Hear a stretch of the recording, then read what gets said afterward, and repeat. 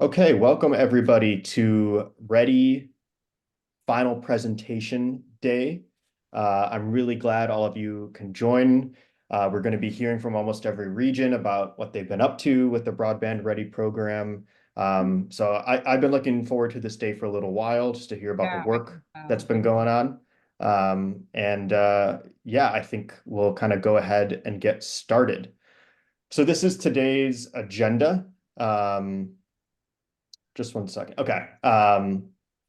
So there will be this time for kind of welcome and introductions. I'm just going to speak a little bit on the past year, just a little bit of a timeline and different things that I've noticed. And then the bulk of this meeting today is really about hearing from you all, delivering 10-minute presentations, and we'll kind of finish with some closing remarks. Before we get started, I just want to make some quick announcements. I'll also kind of do this at the end, but I just wanted to catch people in case anybody did have to leave early.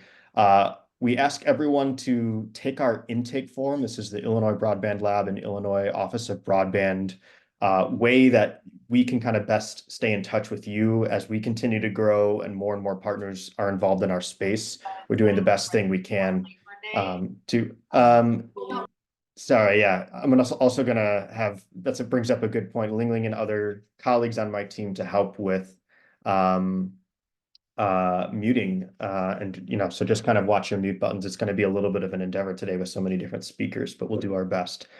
So yes, the chat is an active space. If you want to provide comments, if you want to ask questions, I have several team members there to kind of monitor that space and answer and provide links as needed. So one of them, most importantly, is that kind of first one there, our intake form. In case you haven't filled it out, we encourage you so that we know kind of who's out there and how we can best kind of connect you to opportunities and stuff over this next year. Similarly, the newsletter, everybody here, I think, would benefit by subscribing. It goes out every 2 weeks. You can find past editions and how to sign up at go.illinois.edu/Illinois Broadband Connections. A note about next meeting, it's going to be same time and typical day, third Friday of the month, though this one's going to be a little bit more of a closed meeting so that we can kind of just have a general feedback conversation with the Ready teams and start thinking about reactions to these presentations and how we want to move forward. Always want to remind people the big news, the Illinois Connected Summit happening in Chicago. Very exciting, May 8th through 10th downtown. Ready teams, you should have gotten a discount code. So if the registration price is something that's difficult, try to connect with your Ready team member or myself, and we can kind of help with that. But we would love to see all of you, as many people as possible, come to that summit. It's going to be a really well-attended, well-packed summit with really good information about grants and other programs going on right now. So one of the best things to do. There is a window open for digital navigators right now through the Lead Up for America/American Connection Corps. It's going to be going on. Anita has more information with that. So if you're familiar with people who might make very good digital navigators, or even kind of know some host sites, definitely get in touch with Anita, because now would be a good time to move forward with that. And then just really quickly, I wanted to let people be aware of that the University of Illinois Springfield, as well as the Illinois Innovation Network, are hosting a policy summit and social innovation workshop.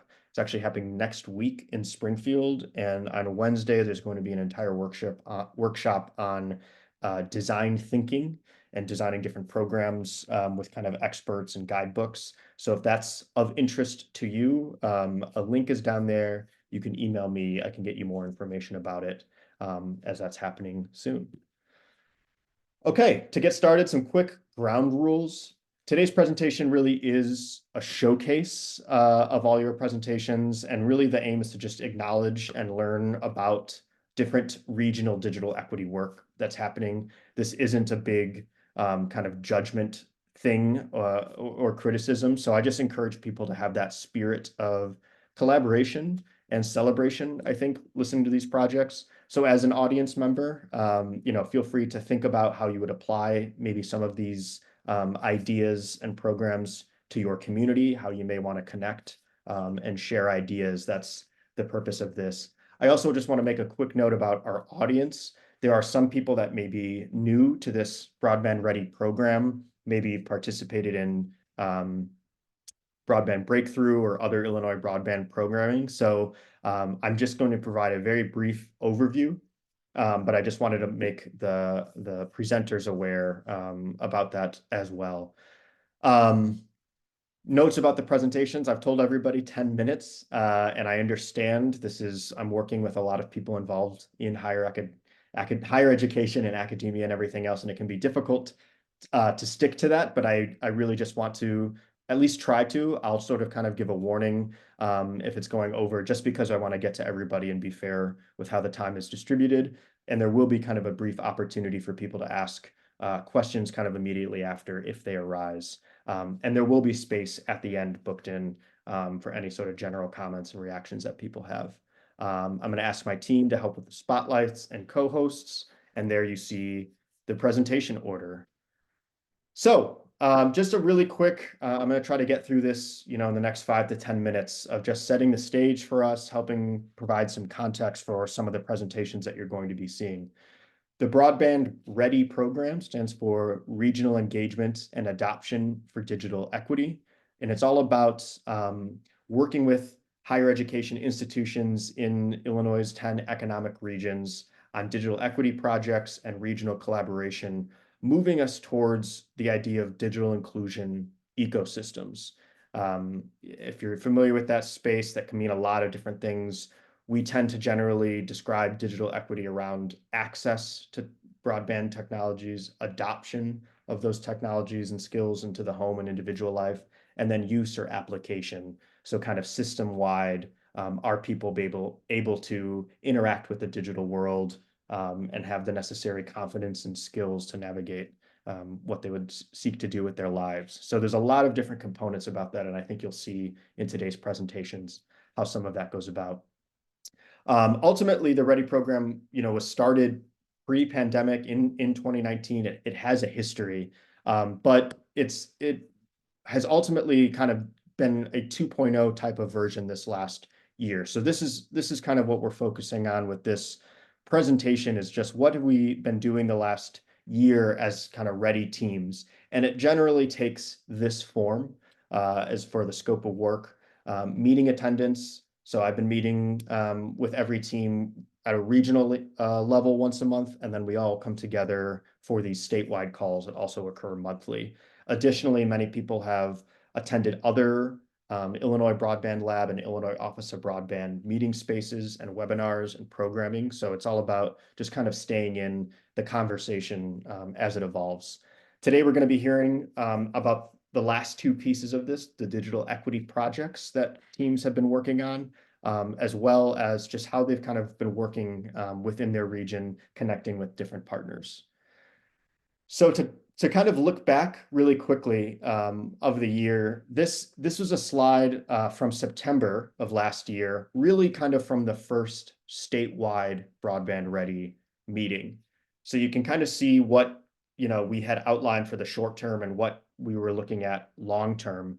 And in general, we kind of were able to check these off over the course of the last several months, establishing leads, getting paperwork signed and the scopes and the budgets, and then kind of activating and being in participation role with the reunion, state digital equity planning, being a part of cohort-wide discussions, everything. So it's a lot, kind of a wide breadth, but it's just kind of looking at where we were in September and then now it being April 2024, sort of where we're going.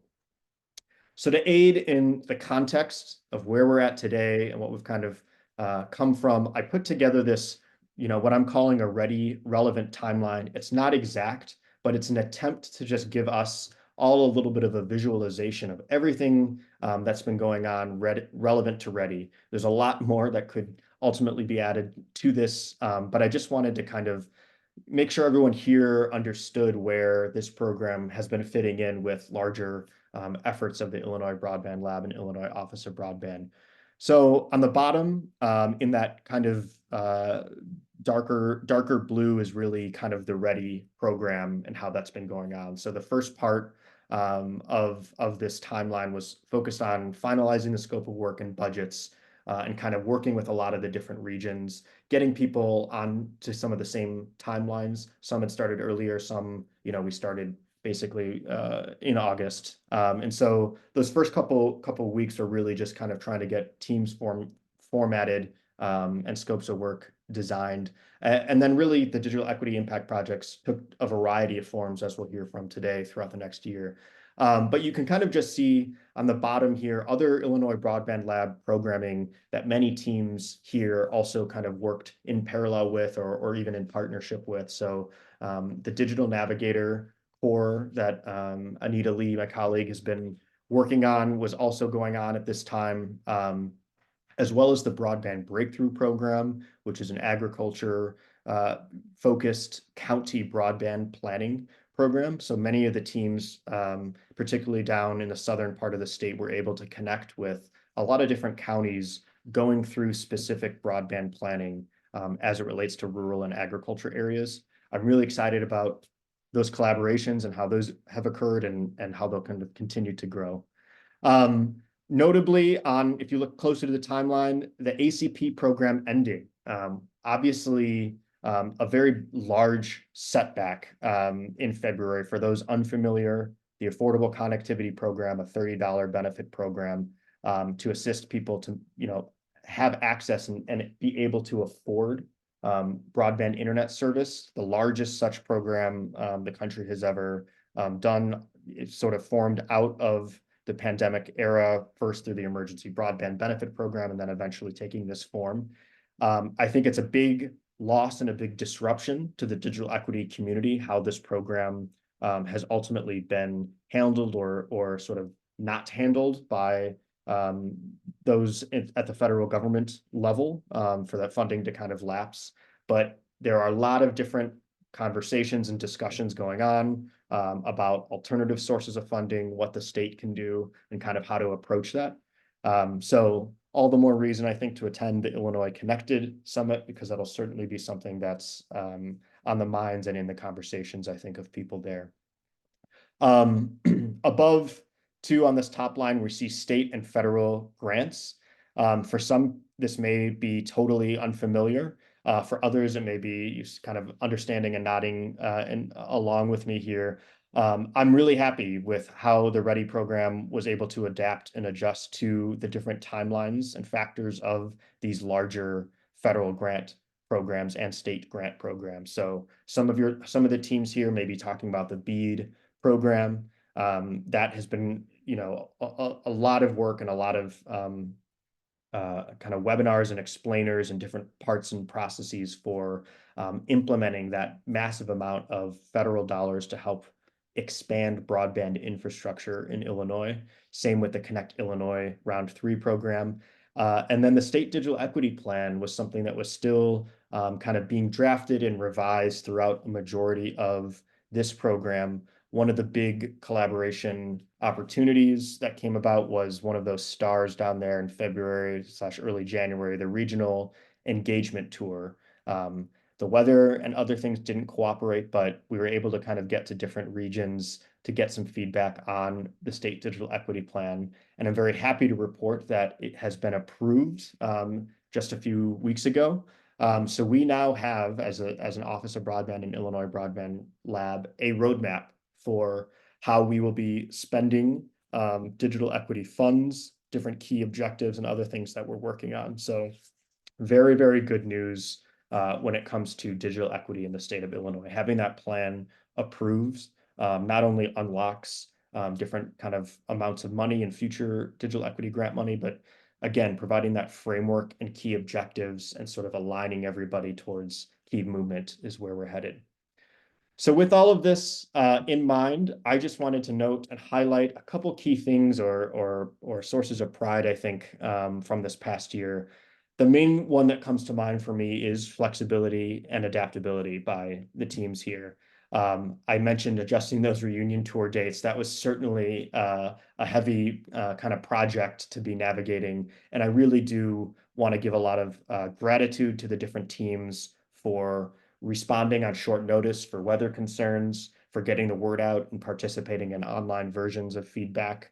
It really, I think proved just how adaptable and flexible sometimes we need to be in this space with those sorts of obstacles that can arise. Similarly, responding to new digital equity funds and other grant funding, it's not easy, I think, to navigate all of these grant dollars and acronyms. And I think these teams have been doing a really, really fantastic job engaging with counties and other people within their region just to kind of assist and help out with these really large scale projects for Illinois, to really have Illinois, I think, be as successful as possible with how they get and use massive amounts of infrastructure and digital equity dollars. The other thing that I'm really grateful for you all and noticing was just kind of a sense of consistency and growth. I really didn't have any challenges, I would say, with people showing up to a meeting and or responding to things. And people, I think, did a really great job growing their teams. I also just want to do a shout out to our team with the Illinois Broadband Lab and Illinois Office of Broadband. I wouldn't have envisioned back in August where we would be in terms of the scope and capacity of what we're trying to take on and trying to do, and the team members that we added. So if people aren't aware, the Illinois Office of Broadband has added a lot of people in the grants department to help with that. On the community engagement side, Alicia Ross, Hillary Rains, and Ling Ling Lu have been doing a fantastic job, kind of adding to this sometimes whirlwind of grant cycles and engagement work on the lab side. Devin Bronstein joining as in the assistant broadband director role. You've probably seen her doing an excellent job navigating BEAD webinars and everything else.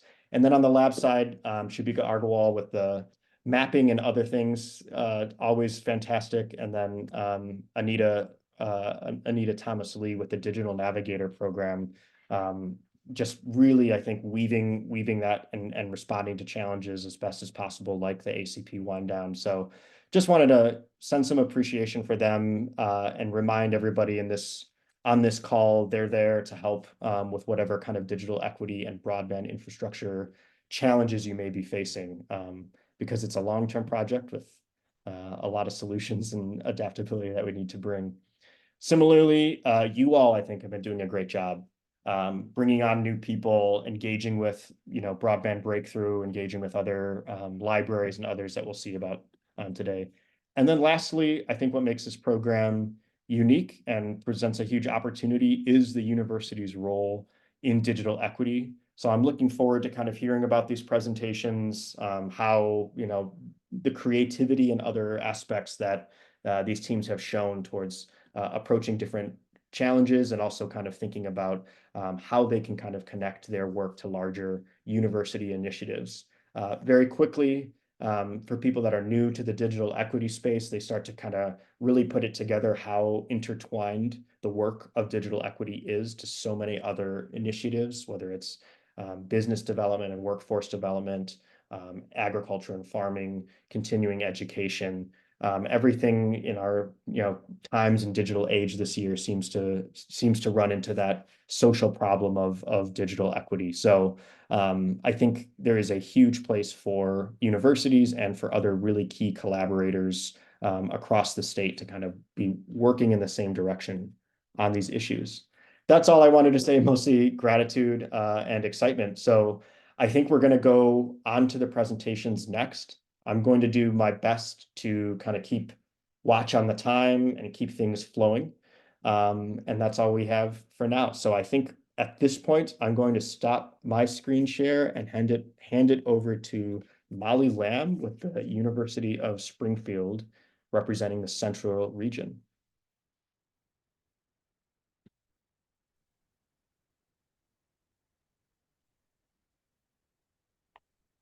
Good afternoon. How is everyone? Good. Okay, great. I'm going to dive right in. So like Robbie introduced me kindly, I'm Dr. Molly Lamb. I'm the Executive Director for the Center for State Policy and Leadership at the University of Illinois Springfield. And we have been conducting our project this is our closure of our third year, somewhat before we were so much organized in this way.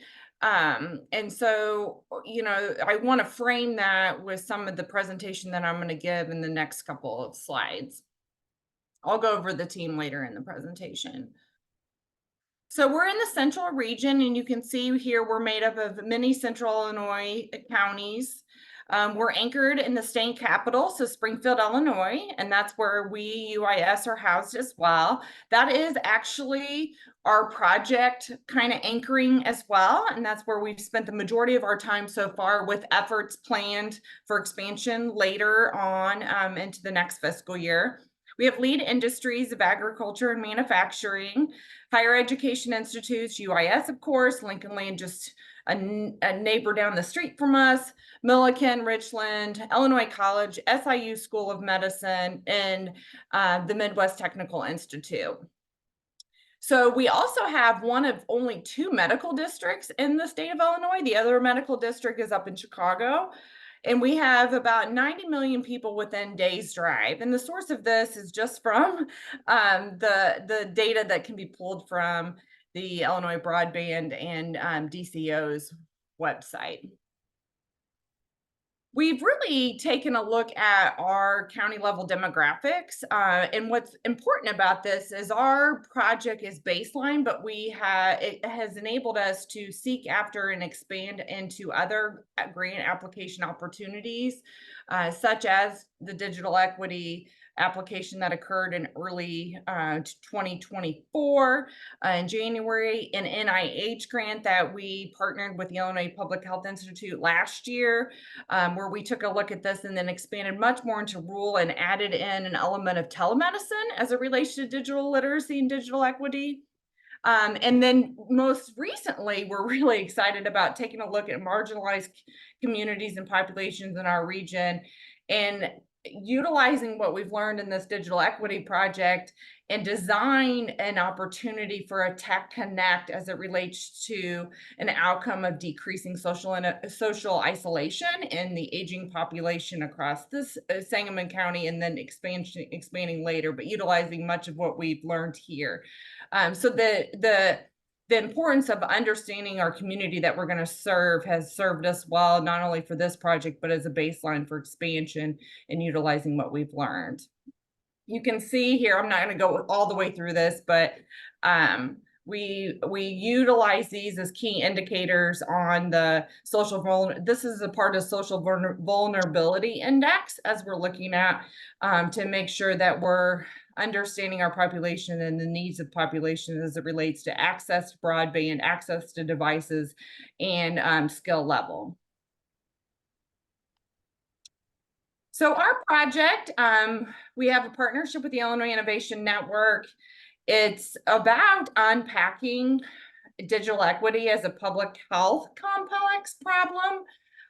We have a goal of improving digital literacy across the central region, and like I said, anchored in Sangamon County. Current challenges faced. One previous challenge with our project is just the time it took to kind of build one of the main key activities, which was building out curriculum for our digital literacy. That just took a little bit longer than anticipated. But now that we're through that, we're really going into the execution phase. So now our challenges have shifted more so just to community-based organization capacity and reaching populations. That's the easy part. It's actually getting them to attend is the harder part. So those are some current challenges we're working through. So our key project activities include for this year included a strategic plan for central region and the network and infrastructure, designing or finishing designing the curriculum necessary, conducting training of community health workers and digital ambassadors, and convening outreach in the community, evaluating those projects. So here's our team. So we are made up of myself. We have Dr. Tracy Smith, who is a consultant with us. She has a wealth of knowledge in the community health realm and public health realm, digital equity and telemedicine.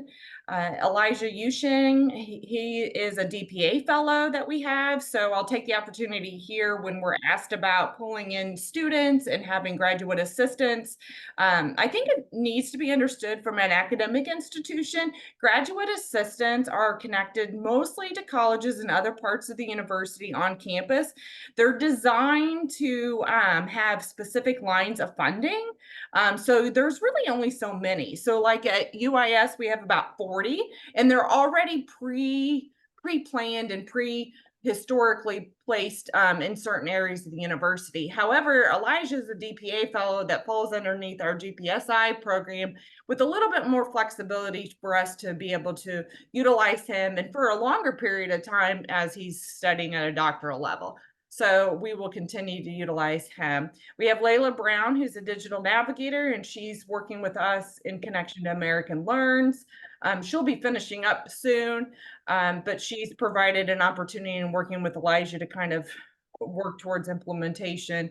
And a digital navigator, I'm hoping that we can continue on with services of, because will be really, really important as we continue to expand beyond Sangamon County. And then the Illinois Migrant Council, they're actually the second community-based organization we pulled into our contract and our team. They are statewide, which is absolutely fantastic as we look at expansion. They hire community health workers and absolutely understand how to relate, how to emerge, and how to connect with community health workers in the with populations in the community. They're trusted and they have those relationships.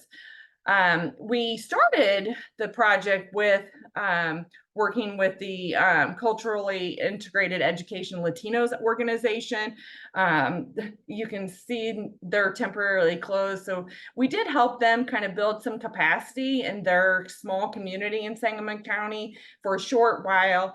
That organization's just had to press pause due to executive director. So we kind of had to shift and change. But there's other organizations we're looking to engage as well as we expand. So the curriculum I talked about, that was really accomplished in the last kind of 2 years. And the whole idea is that we built a 12-module digital literacy curriculum to certify community health workers on digital literacy. So community health workers are certified on a myriad of different areas, but digital literacy was not one of them. So this provides them like a badge, a certification. Then they can then go and teach and train across a myriad of digital literacy topics because they have the certification. We tested the curriculum, we piloted the curriculum, and now we have IMC community health workers trained. So these are just screenshots and how to register for the course if you're a community health worker, and then also just the course itself. So our first workshop, so you can see now we're into executions. We have community health workers trained, and now we're planning workshops, technical assistance, and trainings in the community. So our first partnered workshop was with 1908, which is in Springfield, on the kind of in the middle of what is deemed a marginalized area of Springfield. And our first one, we had 0 attendance. So our next one, we had up of 8. We showcase only 5 as it relates to our evaluation data. So that's a small improvement. But the purpose of the workshop was to equip participants with basic computer skills and familiarize them with essential computer parts. This is very basic, and you all might be thinking, but this is exactly what this community needs. You can see here it was dual language instructed. So our flyers and our outreach were dual language, along with our teaching and training during that workshop. So we had 5 attendees. You can see here demographics of our attendees, more female than male. They mainly spoke Spanish. So that was what was important. We had, and the Illinois Migrant Council had, we were able to have a lead instructor teach in English and then follow up with the exact translation to our attendees in Spanish. They were mainly seniors. And we had that had very low or no computer knowledge. You can just see here how we utilized our instruction and had every bit of the day, both written and oral, into both English and Spanish. The participant interaction. These are some questions we were asked. What is the most important component of my computer? What is the use of my computer screen? What can I use to print my documents? Participant reflection included, I appreciated the interactive skills where I could ask questions and learn from others, and they expressed interest in future workshops and learning more advanced skills. They were interactive sessions with many, many questions that fostered collaborations and a willingness to want and desire to learn more and come back. The bilingual instruction was extremely effective for the community. So our progress and next steps, we will be finishing a work plan as it relates to both strategically where we want to create more networks with anchor institutions and other communities utilizing a research evidence-based approach. And then we will also be working on that training plan that connects to that. Then we have completed the curriculum training. We'll conduct the trainings with both expansion into organizations to train up more community health workers, and then also pulling in those anchor institutions to actually conduct by location the trainings, convening outreach in the community, evaluating the projects. These are little stoplights because they're ongoing. You never stop evaluating, you never stop outreaching, you never stop training, and you never stop re-looking at your plans to see how you can adjust and adapt. Next steps will be to conduct 4 trainings before the end of the fiscal year, finish our IRB process. We did have a gap this year of one of our faculty members that was kind of pulling in, and I asked to do the main part of the IRB and finish out the survey and evaluation, but I'm excited to say that I've hired back in the center an opportunity for that position. I hope to have an appointee before the end of the fiscal year that'll help us on this front, executing our plan. And then we also have a referral system that we're implementing, which is fantastic from a technical assistance perspective, and connecting with collaboratives like Sangamon Heart. So if we had an individual, the Helping Hands, it was like on Facebook, and I saw it that this veteran needed assistance with digital literacy. I said, hey, we do that. I connected Helping Hands executive director with IMC, and they were able to take care of that individual. So that made us know that beyond just the anchoring institutions, we need to take care of individuals connected with collaboratives. So that is a referral tool that we will analyze and have on all our outreach documents. So if a person does need assistance on an individual level, then we'll be able to follow up directly with them in the communities. 1 minute warning. Oh, great. Thank you. I'm done, Robbie. And, yeah, so thank you for your time. And I have 1 minute. So if anyone has any questions for me, I'd be happy to take them. Ling Ling? Yes, hi, thank you so much. I know you have mentioned that you created a digital literacy curriculum to certify community health workers in digital literacy. I'd really be interested in seeing that. We're going to be part of the Community Health Workers Annual Summit in August. And so I really want to see what you all put together to help inform our presentation if needed. Thank you. Yep, I'll send you, it doesn't look like I can attach it here in the chat. So I'll send you an email, Ling Ling, with the course registration. So you can just register and then go ahead and maybe even peruse the course directly. Sounds great. Thank you. Yep.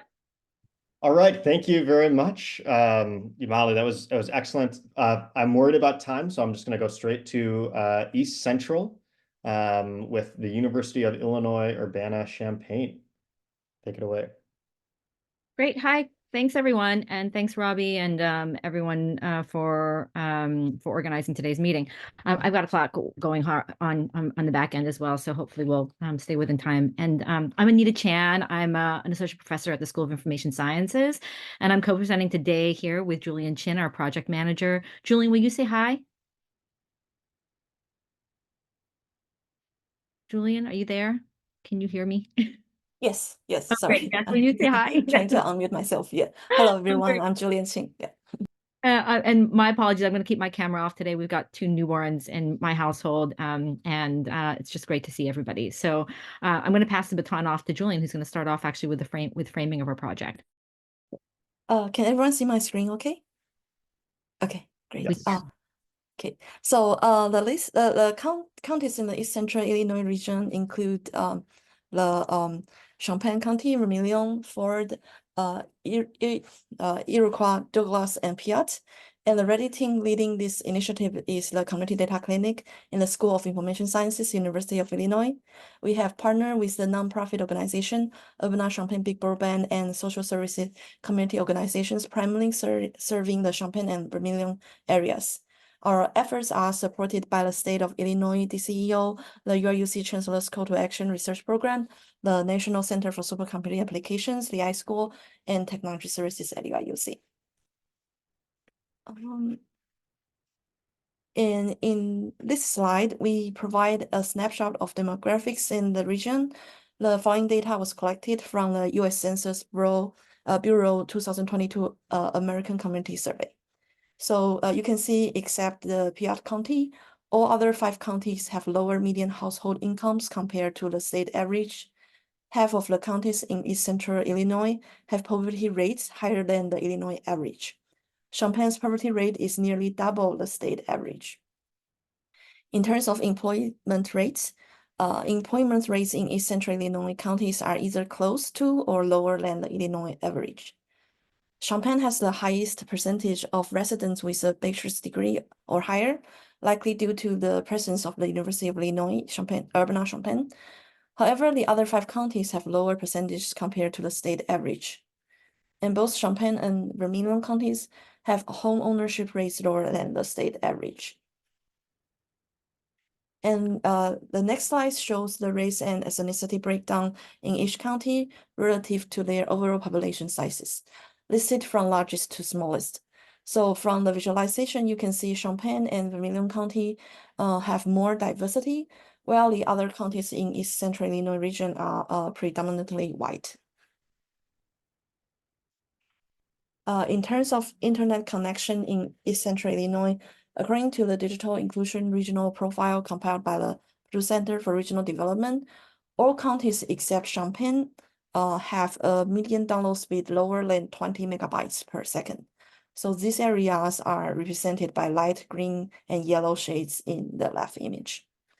And the right image illustrates the percentage of population without internet access, with most areas in East Central Illinois, you can see is in light green and dark green. This indicates a median or higher percentage of areas lacking internet access. We also like to highlight the various forms of vulnerability in the East Central Illinois region in this table. For example, when examining the foreign-born population, Champaign County's rate aligns closely with the Illinois average, whereas the percentage in other counties is significantly lower than the state average. In terms of population with a disability, elderly, and veterans, almost all counties except Champaign have rates that are at or higher than the state average. Next, I'll pass the floor to Professor Ina Chen to introduce our Digital Equity Impacts Project. Thanks, Julian. And so, as you can see, we're trying to design our program really to respond to the kind of unique characteristics of East Central Illinois' area, and really taking into consideration the concentration of poverty and vulnerability that's in the area. And 2 of the things that we really wanted to think about in terms of the unique challenges of our area are not only that, of course, as Julian had mentioned, that the poverty rate is nearly double the state and national averages, but also that we could see that there has been a sort of underutilization of the kind of expertise that's been seeded in East Central Illinois in terms of sort of the breadth of different social service organizations that exist, and trying to bridge. I know this is probably a shared kind of concern with many of the universities that are part of this effort, to try and bridge the kind of campus community divide. And one of the things that we could hear from community organizations, we spent actually this is our 3rd year of funding with Broadband Ready, and our 1st year we took a quite a longer than expected time, I would say, in terms of seeding and trying to figure out which community organizations we would partner with, we knew that we wanted to partner with organizations. And for what we had conceptualized in our first year, as we'll see in a future slide, is really largely a deployment-based project. But what we could see as well, once we started doing outreach with different community organizations, we leverage our relationships with the School of ACEs and through their extension program to try and have as much of a breadth of coverage across East Central Illinois, across those 5 counties as possible. What we would hear back pretty consistently from a lot of community organizations was, even though they were sort of interested, of course, in technology partnerships, especially, on the cusp of, we hadn't yet quite entered COVID, but especially once we were getting into the kind of COVID timescape, recognizing that the need for technology was even greater than it had been before. But from a lot of community organizations, we could hear that there was real skepticism around what it meant to partner around technology, that they didn't feel necessarily safe or confident doing so, and that the university oftentimes didn't help in terms of bridging that kind of, let's say, divide and trust. And so you could see here from that kind of from the blue quote there that you see on the right there. Actually, that quote came from Jessica Black from Cunningham Township, who's on the call with us as well, who underscored how technology is not oftentimes a safe space, and that people, especially from vulnerable households, oftentimes feel like technology is not a space that they belong to. And one of our community partners, that's the quote that you see there in yellow, really underscored that part of the thing that allowed them to step into partnership with us is one, and allowed them to feel more confident around working around technologies, is to start to see technologies as more centered around relationships than around hardware, and really sort of addressing this question of how do you create a safe space around technology to make it feel like something that people from whatever kind of community or background they're coming from can really step into it, how to create a kind of space for listening. Julian, can you advance? We've only got 3 minutes. I'm going to go through the next really quickly. So what we did was created a network of 5 different partnerships with 5 different community organizations: Cunningham Township, the Champaign Urbana Public Health District, Housing Authority of Champaign County, Project Success of Vermilion County, which was also partnering with Georgetown Ridge Farm Public School District. That's whose quote that you saw, the quote that you saw there in yellow earlier came from them, and CU Trauma and Resilience Network Initiative. Julian, would you advance? We're really trying to bring in two of the things that we wanted to design from the get-go was to try and bring in expertise from the community, such that it was not only advocacy coming from the university, and how to highlight knowledge and expertise that was coming from community organizations and oftentimes community members themselves. What we ended up really focusing on by their 3rd year was really how to think around digital navigators as a special asset, and to do 2 things with the digital navigators. One is to try and scale out the role of digital navigators in our community, to think about how can we scale out a model of training, and secondly, to think about how do we make digital navigators look more like trusted members coming from the community. So how do we make how can we foster a space or a role or roles for digital navigators such that they look more like community members, or look more like people coming from social service organizations that they really trusted, rather than coming from, let's say, a generic iSchool professor, or someone who, again, was coming in, or who would oftentimes be identified instead as coming in from outside the community.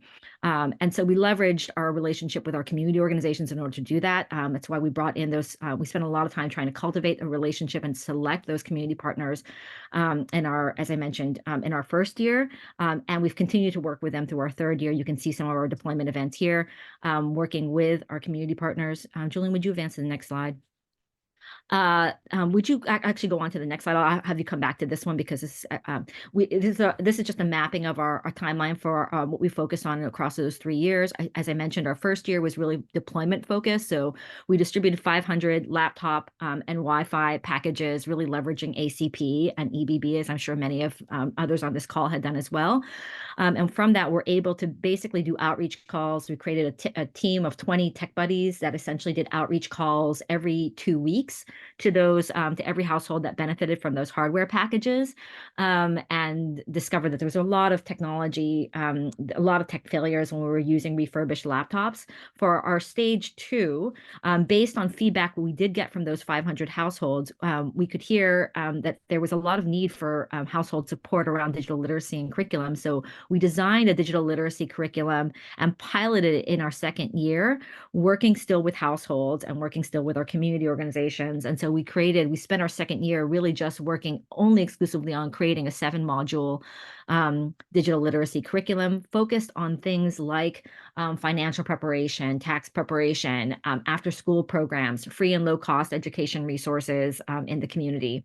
And in our stage 3, what we ended up this past year, we focused, as I mentioned, on building on top of that digital curriculum to try and scale it out through digital navigators and to partner with our organization such that we could now have a network for training, a peer-to-peer training network for digital navigators using our digital literacy curriculum from last year, such that this year we were able to train nearly 40 new digital navigators, all connected as either staff, volunteers, or community members who are beneficiaries of from our community organizations. So 40 new digital navigators coming from the community. And we also generated a new Spotify podcast focused on digital equity, and that translates our curriculum into a kind of podcast multimedia format. Julian, would you go back to that last slide? Here you can just see we leveraged our graduate student network under the community data clinic. I'm a professor at the iSchool, so I have so we used many of the graduate students and cultivated a team of many of the graduate students that I'm working with in order to deliver the curriculum and to train our first cohort of digital navigators, all coming from our community organizations. And so what you see here are some of our graduate students giving out the certificates, and after that cohort of digital navigators completed the curriculum. Julian, would you advance? Based on that experience as well, as I mentioned, we also created a Tech for All, the Connect Ed Tech for All podcast. This was something that was ideated by our community organizations in our second year, and so we built out a team of students who were completing independent studies with me, also under the community data clinic, and through that team and some of our graduate student network. Also ended up basically being able to support the production of a multi-series podcast. We're now about to release our third in the series, and it's now posted to Spotify, so I encourage folks to take a look at it. And as I mentioned, the episodes each focus on our curriculum, but they also focus on stories and voices coming from the community. Episode 1 features Jessica Black from Cunningham Township, also a graduate of the Odyssey program, Caridia Shelby, an HACC beneficiary and also a former UIUC student, an undergraduate at UIUC, who was also a beneficiary of the ACP program and EBB program, and partnered with our organization in order to get a refurbished laptop as part of episode 2. LaShondra Johnson, a small business owner, and who's also part of the Cunningham Township Network, was part of episode 3. So folks can take a look at that. You can see that it's available on our website as well. Julian, would you? I think I'm out of time. So this is just an overview of, Julian just passed through an overview of our curriculum. It's all available online, so I won't spend very much time on that. Julian, would you advance just to, the last slide was our graduate student network. I can spend time in the Q&A for that if folks have interest. What we plan on doing in terms of building out for the future is expanding a digital equity hub in the Martin Center in partnership with the UC2B network. We expect that our digital navigators, we've heard from our community organizations and navigators themselves that they'd be really excited to be able to have a space that they feel like is their own, to be able to activate their training and their expertise. So we'd like to do that in the Martin Center for our third year, to really empower our newly trained digital navigators, again, to create that space and programming. We want to expand an infrastructure to support our research assistants, training to support our community organizations as graduate students. We've made our curriculum available online already in Spanish and English. We're making it available in French, so we'll continue to do that. And we'll want to continue to expand on the podcast that we've already seeded with new voices from the community.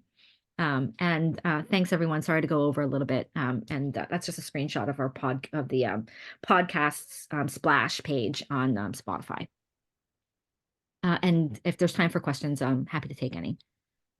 Yeah, we'll quickly do one if anyone has one. Ling, great. Go for it. I will yield to somebody else unless I'm the only one. Okay. Hearing, Yeah. Well, sorry, go for it. hearing none, I will go ahead. Also about the curriculum.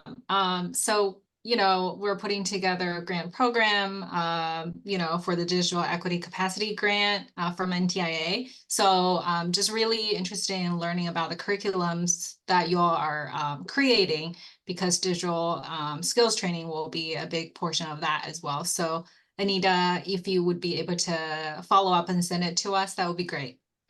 Yeah, happy to. Folks are asking about analytics on the podcast. We literally just launched it. I think we launched it maybe 2 weeks ago, and so we'll be getting the analytics.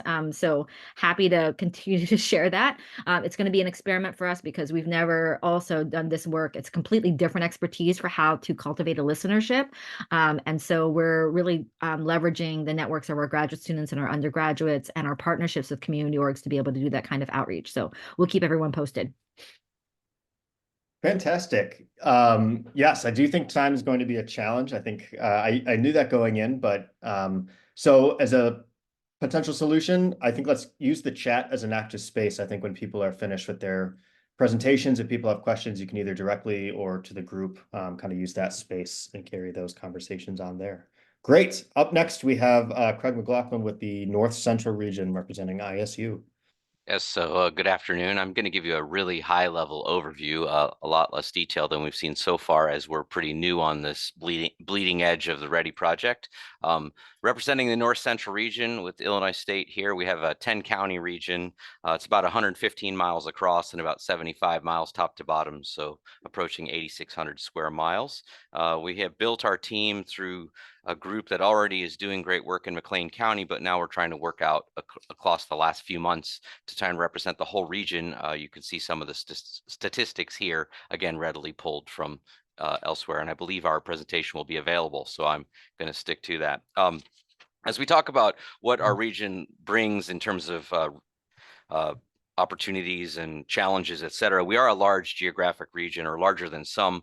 We have tons of farmland and rural areas. We have a county that produces the most soy and the most corn in the state.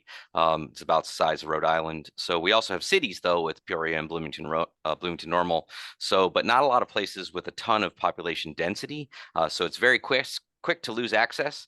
You can literally be across the street from a Fortune 50 company and not have access. So that is something to be considered. And if you're across the interstate from a higher education institution, you also might not. And we are a fiercely independent streak is indicative of our region. So some unique strengths. We are definitely committed to our communities. We do have 9 institutes of higher education in the region. That means there are a lot of us working in the space. We had a group that was already working to address issues in the READY domain in Bloomington Normal even before COVID hit, and then we were able to mobilize that quickly to get access to students to broadband in our area, but it was in a very disparate across a large geographical region. We do have, as I mentioned, several Fortune 500 and Fortune 50 companies in the area that are committed to their communities and a very strong desire to help our good neighbors. So personally, I got involved in Broadband Ready because of the work going on at my university. I am a researcher and also ISU's council member on the Illinois Innovation Network. So two of my colleagues at ISU had collaborated on a project with the IIN that expanded to include Illinois Soy and then eventually the Benton Institute. I've included the links in our presentation that I hope people will check it out. That grew into a broadband breakthrough project, one of the early ones, in ISU in McLean County. We were all in on broadband at that point. So then Bloomington Normal Innovation Alliance was trying to solve the digital divide in town. Then we had it. I live in Tazewell County. We were trying to solve it in Tazewell County, which through the Greater Peoria Economic Development Council. So we had employees from other counties. So it was really a big deal for us as we were trying to work more remotely. So we put a lot of efforts into our university farm, which is in yet another county, to get broadband out there to show the demonstration of the possibilities with precision agriculture, and then our Homeland Security Recognized Center for Cybersecurity Education and Research. We're all involved and all related. And so that spark really drew us into this area. And then this is a huge passion project for me on some levels, because the more I learned, the more I wanted to get involved. So digital equity is definitely something that with all the smart people we have involved, we should be able to solve across our community and across our state. So appreciate the opportunity to do so. When we went to DC to talk to Commerce, it was very clear that we want to try and do something. So digital equity projects, very high level overview. Again, we've been pretty involved in a number of them. Today, we're going to focus mostly on Ready, but honestly, Ready is probably an area where we haven't had as much progress given all the other things we've been working on with Broadband Breakthrough, and then just really focusing on leveraging what was already available and already out there, and not trying to reinvent the wheel locally, just trying to leverage. So with Ready, we had fiber and access issues, and we knew it, and we knew we didn't address that. So we knew we couldn't tackle those given the type of funding. So we definitely went after devices and education, and we're definitely leveraging the existing things already happening in our libraries, our community colleges, our higher education institutions, our community centers. Why reinvent all that wheel? So ACP was a bit of a bummer. We did start in-person events and had some really good ACP signups, but we quickly stopped that and pivoted to planning events where individuals can complete some certified trainings and educational modules. We leveraged North Star, which we were rolling out all across the state as a network of networks. So we used our partners to use vouchers for distribution. We used almost all of our Ready dollars on devices, but we did leverage some towards buying some effort on people. We've had some modest adoption because we, again, are very early on in the process, but we've seen some really good things in BEAD. We were able to expand some services there. We challenged over 200 residential locations, some awesome maps. I have a colleague who's on the call, I believe. She's great at building these interactive maps, and I know that we really used the Broadband Lab as well to help us in that area. So encourage people to check those out. But Francesca, thank you so much for all of your work on our team. And then the DEC funding that was recently acquired by McLean County is something that we're pretty excited about. But this is a regional collaboration, and our region is large. So we started locally, and if we sort of imagine two ripples, we're starting it in Bloomington Normal and in Peoria and trying to meet all through across. Most of our connections on the early end being centered out of ISU in McLean County and all of the early efforts in McLean County, but leveraging all the great work happening out of the Greater Peoria EDC. So we definitely want to see this grow.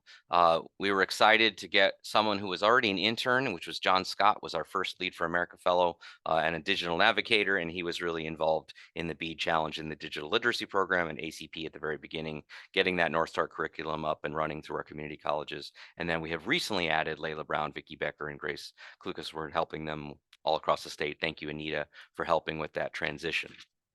Finally, I'm going to look ahead. I'm trying to be brief, like just, I understand the assignment here, Robbie. I got you. You pulled your ear. Okay, so we definitely are early, right? But this is work that we've been working on with a number of different stakeholders, our Bloomington Normal Innovation Alliance, campus stakeholders on those 9 different higher education institutions, and then taking McLean County's efforts and getting even stronger. We know that we have strong fiber needs and strong device needs. We definitely want to at least get that fiber to anchor institutions and communities. We were able to do that here in 2015. It led to a creation of a community fiber network that was great, and we got it to most of the anchor institutions, and that made a huge difference in Bloomington Normal. The dedicated fellow was really, really helpful. This was much harder to pull off when it was just other duties as assigned to those of us in the county and state government aspect. Regionally, we think that the strong relationship of the Illinois Innovation Network, which really is a network of networks, we're just going to build on that. This is just another example of the way the IIN is working across the state. We're going to we were able to better leverage our pre-existing network and do some things, but as our networks have grown and gotten even stronger involvement, we think that'll be great. More involvement. The extension has been a fantastic partner, as well as the Greater Peoria Economic Development Council. But I wanted to give you the highest level overview, and that is the highest level overview. So I'm going to stop and answer any questions, not to gloss over the amazing work all my colleagues have done, but I was shooting for 30,000 foot. I hope that's okay. No, excellent. Any questions immediately that anyone has? And I am happy to share a presentation with all the links as well. So Great. All right. If you have questions for Craig Yeah. or others, always again, feel free to use the chat. The representative from the Northeast region was not able to join us. He's at a conference. There's a lot happening in the Northeast region. It represents, almost, I think, half of the population of the state, if I'm accurate with that. So there's a lot of things happening in the Northeast. Unfortunately, we're not going to be hearing the ready side of it right now, but that's okay. It helps ease our time a little bit more. And so with that, I'm going to hand it over to Brian Reed, I believe, with the Southeast region, representing Eastern Illinois University. Brian, are you there? Are you able to share? Yes. Excellent.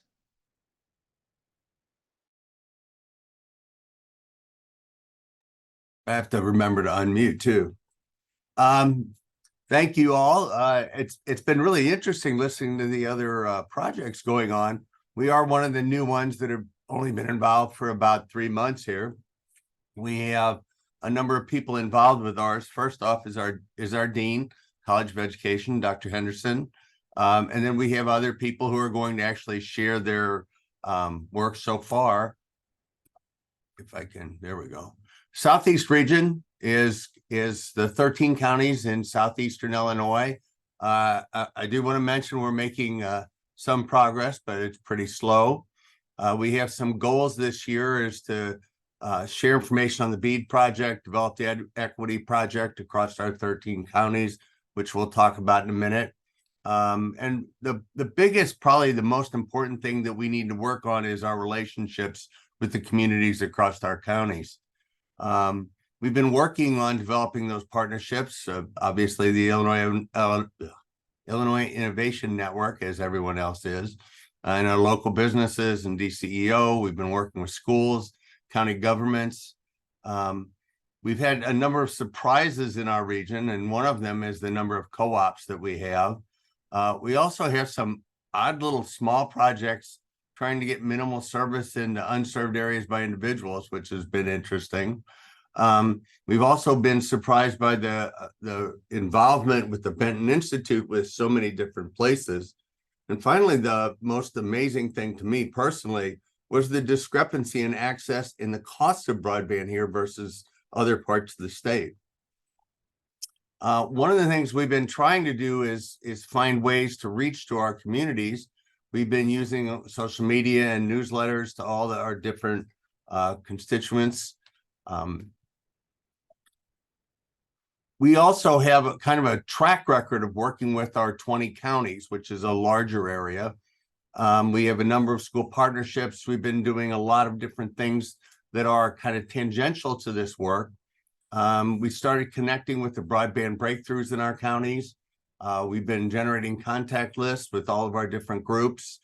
We'd really like to scale up this network and get moving. Terry, can I have you to jump in and talk about the numbers?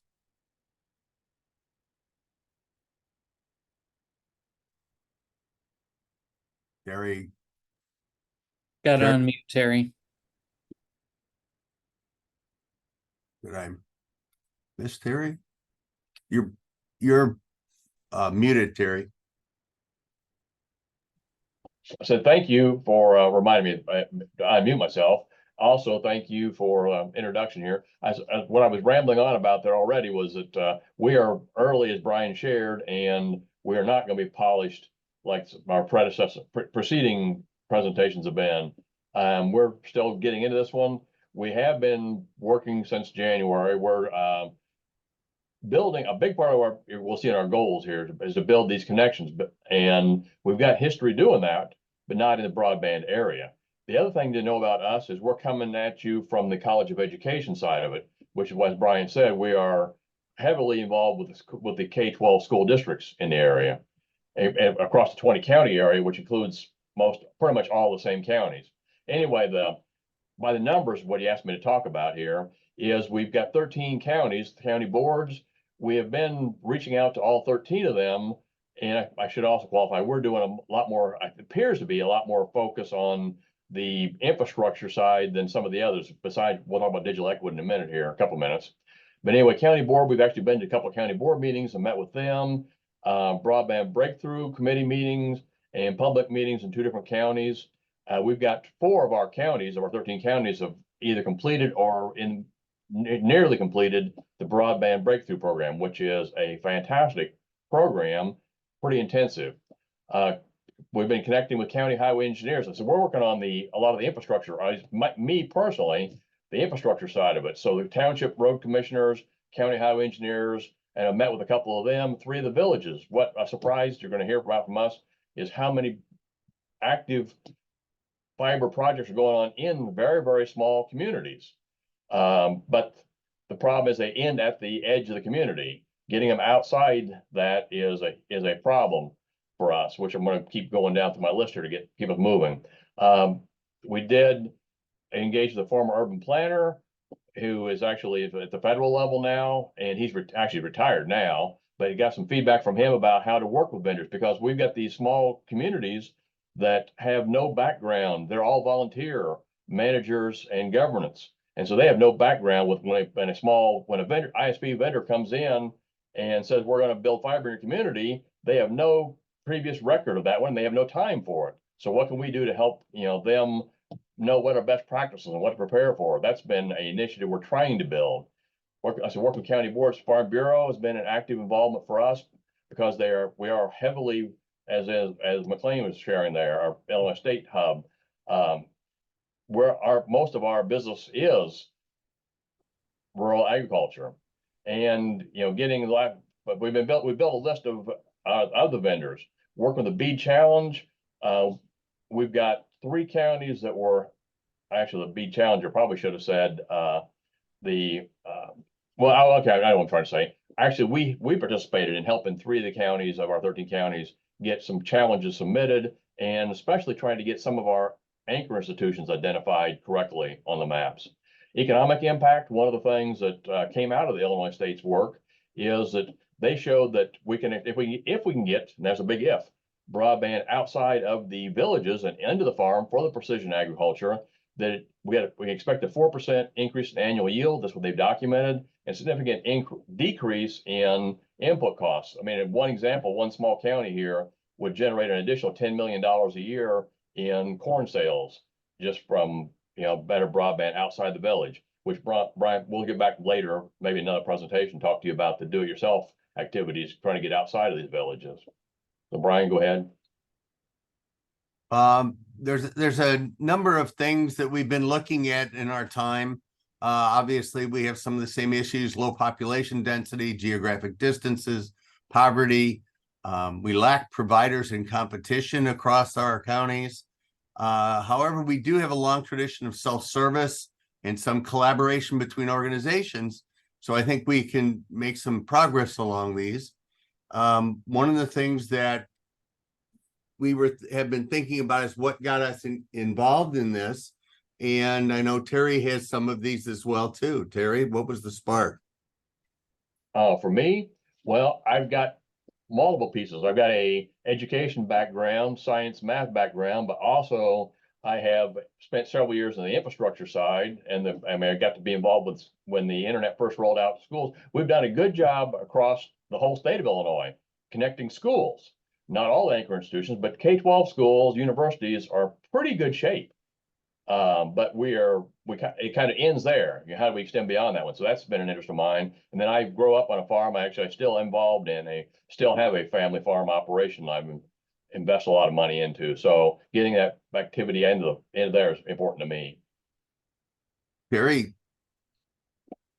This is the data you guys, very similar to what you guys saw, and just talked about some of the ahas in that one is our counties are all low population, which means we've got a very, very low population density, the square miles, population per square mile. We've got not a lot of minority population, but we are aging. We're above average age population, and we are way below education wise across our region, and we're pretty high poverty across our region.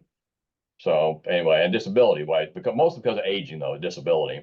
These were slides from the state, which we found useful and informative to us, but they come down to the fact that exactly what I was saying there. In the southeast region across there, we rate very high on the on the negative side of not having service, and our costs, as Brian referenced, our cost for 25 or 100 megabits is astronomical compared to a lot of the state.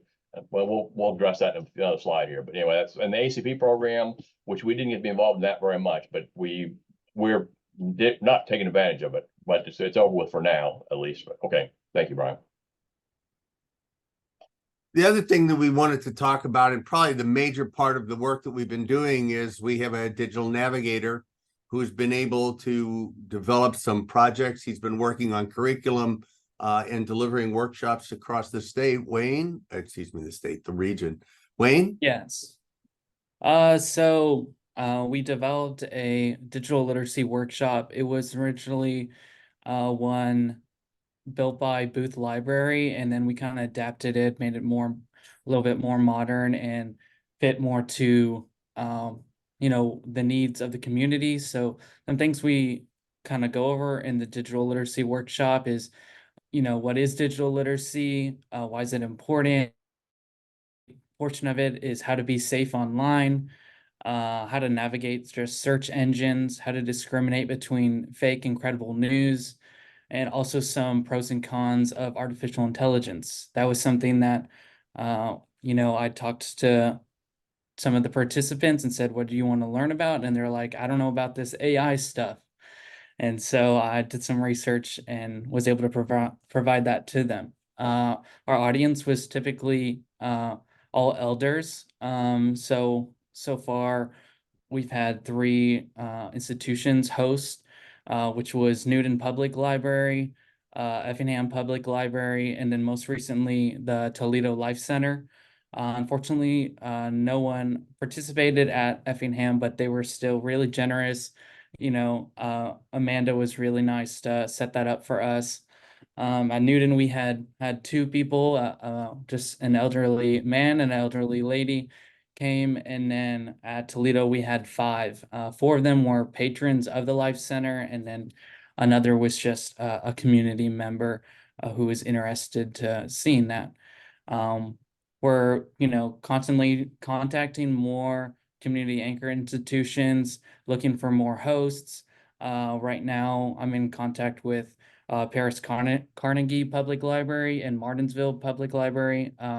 Dates and times haven't been finalized there yet, but yeah, that's kind of what we've been working on.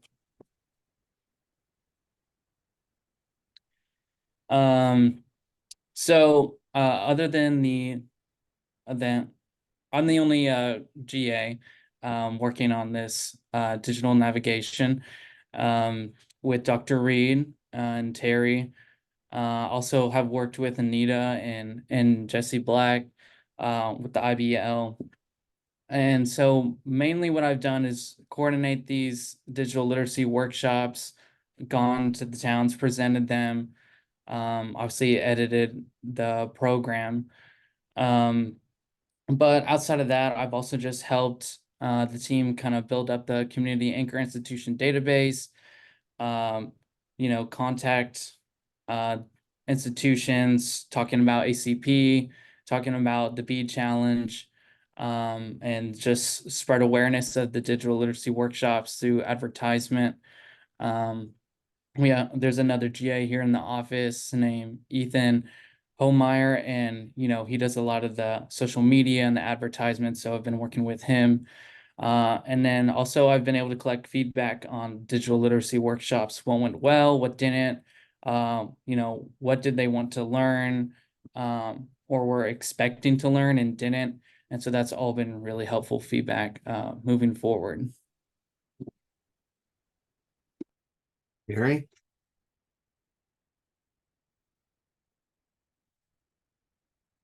Are pretty much all small communities. We only have a couple of medium-sized communities. We have really no large community. So we're very, very small communities. As I said earlier, a couple minutes ago, dependent on volunteers, part-time positions, government's management, the population density. And once you get south of, I know there's challenges you get in central Illinois, but we're the east side and we go and from basically south of Charleston where the glaciers ended at. And so the build out, talking about infrastructure side, that's going to be that is a huge challenge to building out across that. You get into more rocks and more rough terrain once you go south of, you know, we don't have the flat black dirt that Champaign's got once you get south of here. Another challenge for us, and I think it's a statewide issue, is a lot of our area has already received previous grants. And so they're listed as enforceable services already served. And sometimes that's because they're yet to be built or they were built inadequate service. And so trying to navigate through that one and help advise regions on that one. As I said, our region is also, we have a high average age and low average education level, which means the digital literacy side that Wayne was referencing is going to continue to be a very important for us. We've got limited transportation in our serving communities. We don't have interstates cutting, crisscrossing through our region. We're kind of under them or beside them. They're not running right through our region. So it makes it a little harder to attract new business, which we understand. That's why even more important for us to get good data services into these areas to be able to attract quality of living, quality of life, and work from home opportunities and telehealth. We are limited on health services here. So, you know, and social services. So we want to, those are challenges we've got. We want to try to address those through digital equity. And one of the biggest ones for us is time, because we're trying to build, and that's what Dr. Reed is very good at, building these communication networks, but they take time and repeated contact, and we got to build the trust up. So, you know, we're working on our advisory council here across all 13 counties, and maybe we should not have bit off the whole 13, but anyway, that's a big challenge for us. Dr. Reed, you may want to address that a little bit, Brian, there on building the networks. I think that is one of the most difficult things, is trying to build the relationships with those partners down there. And Terry mentioned that most of the people we've dealt with are volunteers in our county boards. And we're seeing that we need to work on that. And I think I can kind of summarize all of this. The easiest way is we need to work better on our strategic plans. We've been working individually, but we need to work better towards strategic plans with our groups over the next couple of months. So I'll let go. Great. Thank you very much. Any questions for the Eastern Illinois team? Right away. Okay, if you have some, please, you can kind of email them or chat them or kind of take it into that direction. Okay, for the sake of time, thank you very much. We're going to hand it over to Gary Kinsel, I think, with the Southern region representing University of Illinois or Southern Illinois University Carbondale.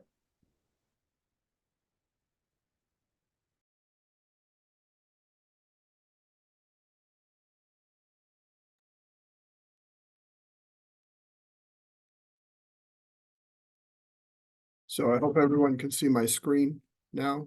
Yes? Yes. Yep. Okay, so yeah, I'll try to provide an overview similar to what everybody else has been providing of the activities that we've been engaged in down here in Southern Illinois. You know, I need to acknowledge some of the lead partners that I work with. Lynn Anderson Lindbergh, who's the executive director of the Innovation and Economic Development Center here on campus, and I also have worked with a number of other people, of course. There we go. This gives you sort of a quick overview of all the different partners that we've had in the region that we're working with. The Southern region, in terms of number of counties, is the biggest of all the regions in the map. We have 19 different counties that are associated with the Southern region, and they extend all the way down to the very southernmost tip of the state of Illinois. As many have said, of course, we really do have issues with, you know, being a fairly rural area with, you know, low population densities. In fact, to put it in context, we have just about,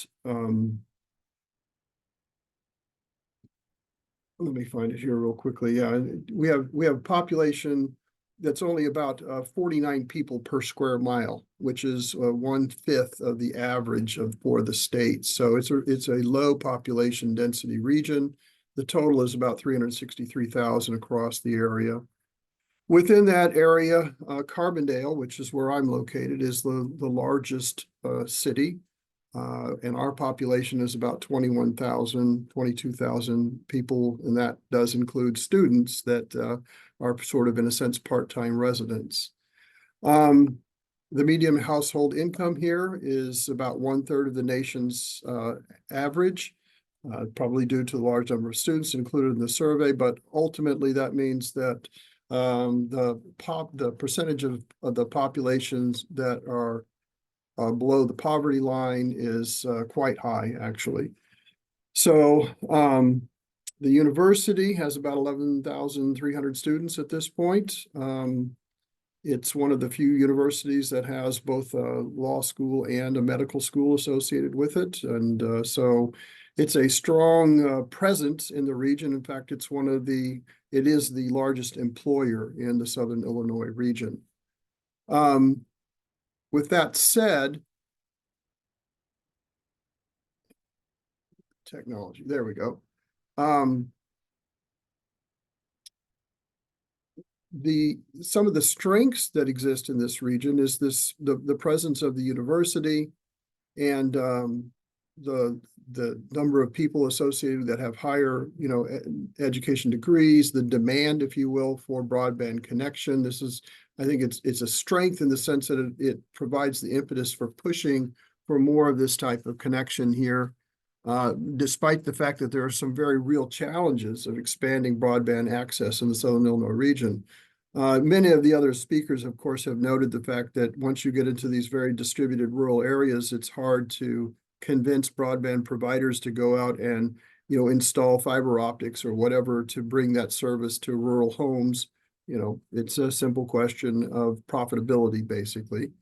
In Southern Illinois, we do have some additional challenges in the sense that the geography of the region is very forested, and it's also not at all flat. So as many people that are used to what Illinois looks like come from, the flat middle part, Southern Illinois is not like that at all. So that actually precludes the use of some of the other types of broadband distribution, like direct microwave distribution, things like that. It's just simply not possible given the geography of the region. Another strength that we have down here in Southern Illinois, we do have an organization called SI Now, which is focused on regional economic development. This gives us access to really a very large network of people that we can connect with, especially within the business area. So that's actually a strength that we've been sort of building upon. It lets us know who we can get in touch with in different regions, because obviously businesses are critically important to driving the motivation for improving broadband connection. The businesses are at least one component. I mean, there's obviously others as well, like educational institutions, medical services, and so on. So what have we been involved in for the last few years that we've been using this funding provided by the broadband program, the READY program? Well, the biggest one that we were involved with is establishing a community technology center at the local Irma Hayes Center. So the Irma Hayes Center was built here in Carbondale in the early 70s. It is a community support center that's located in the northeast part of the city of Carbondale. That northeast part of Carbondale is considered a majority minority region and has a large population of underserved individuals. And so that community center was recently reinvested in by the city and by the residents of that region, and the university partnered with the Irma C. Hayes Center to establish a community technology center within the Irma Hayes Center. So this community technology center occupies about 2,500 square feet. It consists of 3 different spaces. There's a space for doing teaching. There's a space for doing workshops. There's a space for doing presentations. And it's, you know, we officially opened it in November of 2022. So it's been officially open for about a little bit more than a year. And now it's starting to really take off. When we first set it up, we put in Chromebooks because that was the type of technology that was being used in the local school system. And we wanted to be able to replicate that so that students who, you know, there would be easy enough for them, the students, to use the same type of technology both at school and then in the center. And now it's starting to really take off in the sense that it's being used by community members and others who are coming in to use the facility. Even the other rooms, like the presentation rooms, the seminar rooms, the workshop rooms, are getting used for all different sorts of activities. Some of which are broadband related, some of which are not broadband related, but still it's getting a broad usage by the community.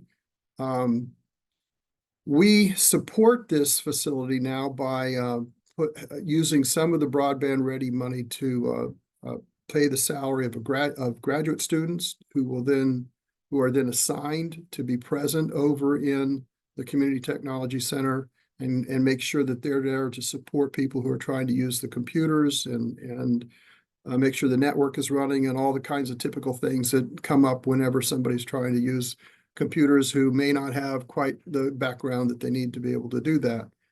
Another thing that I think I'm very excited about is over the last academic year, the Community Technology Center has been used by the Illinois Tutoring Initiative to provide after-school tutoring for students who are participating, who participate in that program.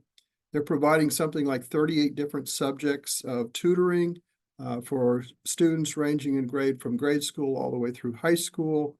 And these are typical, students, minority backgrounds who come in and use the facility and get this extra instruction and help them be successful in school. So this has been a great success, in my opinion. We've had real positive impact on the community and the region as a result of this.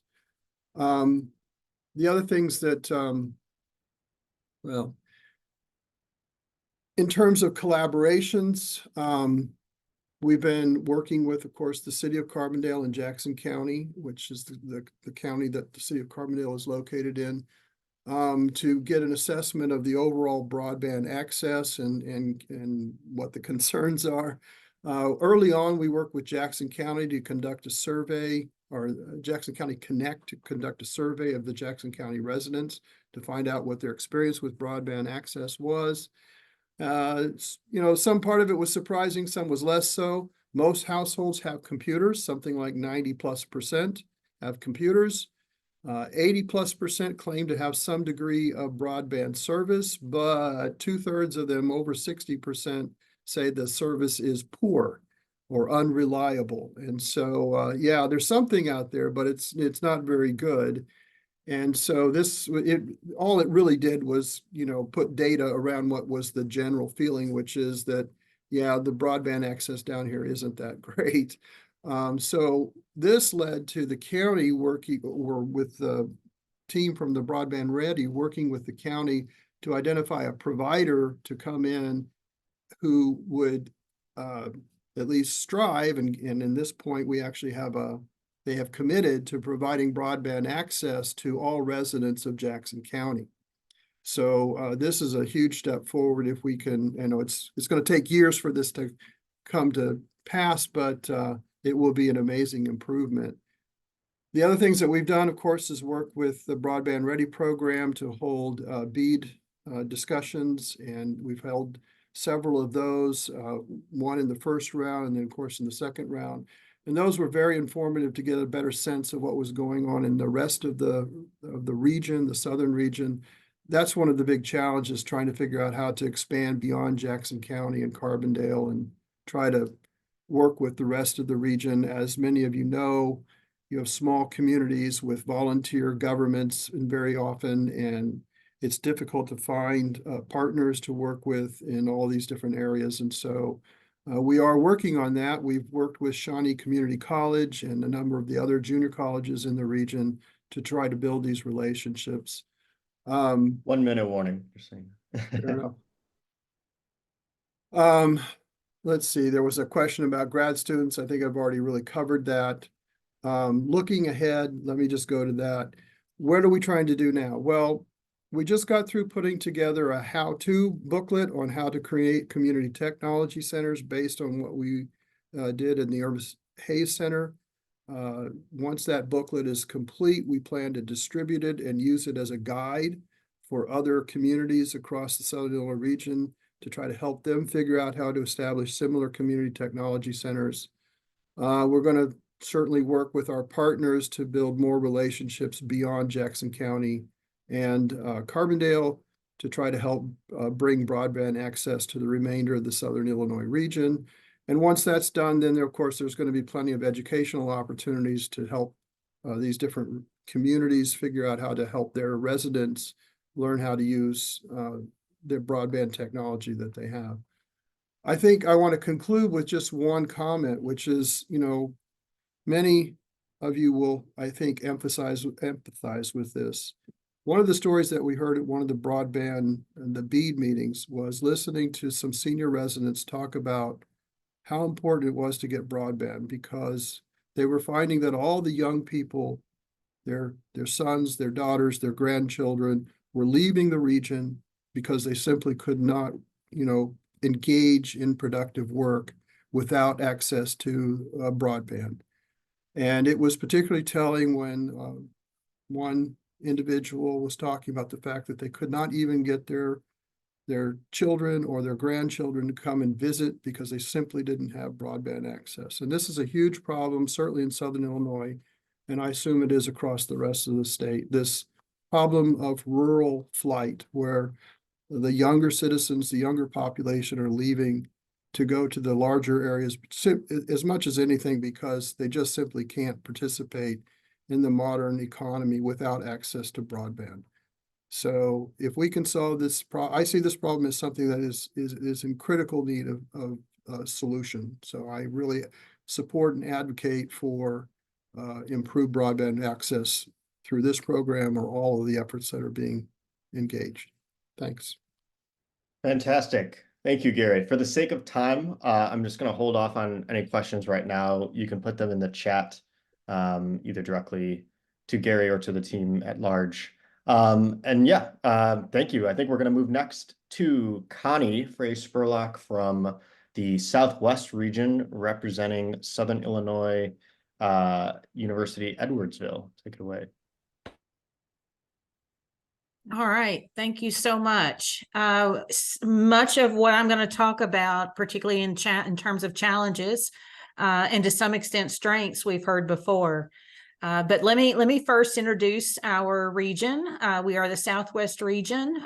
Myself and Dr. Carolyn Butts-Wilmsmeyer have directed the project over the past couple of years. You can see our footprint. We're just across the river from St. Louis, from Calhoun County, south to Randolph County. We've got a good bit of diversity in the region in several ways, and I'll talk about that here in a moment. Our team is rather robust. We'd spent quite a bit of time at the beginning of this year developing the team out, bringing in some new folks, re-energizing and reconnecting with folks who have been around and involved in the conversation in different ways. So we have several sectors represented in the team, higher education, certainly, but also nonprofit, faith-based communities, townships, municipalities, et cetera. So through this diverse team, we've been able to make several connections and talk of and planning for several projects that have been, if you will, spinoffs of this work. So I won't necessarily go into those details today, but there are several side conversations, a couple of them I will mention in terms of next steps or future plans. Let's see, here we go. Moving forward, okay. Our region is quite diverse in several ways, just like our team. Racial dynamics vary in the region, with 4 of our 9 counties being over 95% white. Those 4 are Calhoun, Jersey, Monroe, and Washington. And that's compared to St. Clair County, that's in line with the state at 61% white, and almost 30% Black and 4.2% identified as Hispanic. 5 of our 9 counties, that's Bond, Madison, Randolph, and St. Clair, have a higher percentage of individuals living in poverty compared to the state. And all but 1 county, and that's Monroe, reports a higher percentage of residents with any disability compared to Illinois. All but Monroe also report a higher percentage of households in high digital divide census tracts. And then finally, all but 1 county, and that's Madison County, where SIUE is located, reports a higher percentage of seniors without a computer compared to our state. So in terms of unique challenges and strengths, you see we have several. Gaining trust of leaders and residents in the communities where equity is lacking most has certainly been a challenge. We have made significant progress in that area, but it has taken quite a bit of time. Related, overcoming barriers put up by what you see I call shady entities, or entities that are scamming folks using typically the Affordable Connectivity Program, are quite prevalent in the area. And so that only creates a larger challenge to developing trust with the communities. And Marva Rucker, who you see there and who was our Lead for America fellow, and I have consulted and tried various strategies to overcome that. Moving on though, another challenge, and actually related to what Gary was just mentioning in terms of young folks leaving rural communities, and that is something that Tamaje Graham, our graduate assistant on the project, has seen firsthand, and that is what happens during graduation season. Young folks move away from home, and if they're moving away, of course, from communities where digital literacy and access is low, that creates significant communication barriers. And our parents in those communities and older family members need to know how to use the tools to stay in touch with their students, send money when the time is right, help with college financial aid applications, emailing as a form of communication with those students, etc. And then in terms of a strength, a pretty large strength, we know that the Metro East is particularly creative, relentless, and an incredibly strong community. And what we know too is that our role has primarily to be that of making their voices heard, because our community members know what they need, they know what they deserve, and so we've just been able to, in part, help amplify that. We've also secured partnered platforms. We have worked with timing and scheduling issues. Again, we've heard folks talk about the challenge of getting folks to participate in classes. That has delayed our success in launching digital literacy classes, but through some trial and error, we think we're on to something. And it's been a matter of finding out where in the community people want to show up and at what time they want to show up. And also being comfortable with smaller groups in the classes, right? I think at the beginning, perhaps you too imagined large classes of folks excited in the room, eager to learn the skills. But digital literacy really doesn't work that way. It does require a much more personalized connection. And so classes, in our experience, again, should be on the smaller side. Let's see, in terms of what brought us to the work, I'll speak for myself, but I think to some extent, this also reflects some of what our team members have also experienced in terms of recognizing why we're in it. I call it by accident and by social justice, right? So by accident in the fact that actually there is a team member here at the university that I work with closely that said, hey, I think this is a good idea. We should look at this area of work. We should pursue this funding and see if we can't make an impact in this area. And I thought, okay, this person's an intelligent person. It sounds like a good idea. Let's try it. Not being aware because of my own privilege of how significant broadband and digital equity is in the realm of social justice. And so that's why I say by accident. A colleague said, let's do this. I said, okay. But then the realization of how critical it is to advancing social justice in our community. And that was only echoed by hearing the significance of it in our community members' lives. And again, I'll just say that it really was my privilege initially that prevented me from seeing it. And my hope now that we are coming to, we've advanced our understanding and connection with the community is that broadband will eventually become a public utility. Let's move on. Digital Equity Impact Project. We have focused on 3 and then 4 goals: access, affordability, and then understanding. And then that was mostly our work in year 1. And based on those, the data that we collected, the listening that we did, all that falls under the affordability, rather the understanding aspect, we realized that there was a great need for this literacy component. And so we have really shifted our focus in year 2 to not collecting new data, but mining that data for deeper and better understanding. And I'll share some of that here with you in a moment, but really using that data again to guide us in this next year to shape the kinds of digital literacy courses that we would like to and have started offering. So thanks in large part to Marva Rucker, our Lead for America Fellow.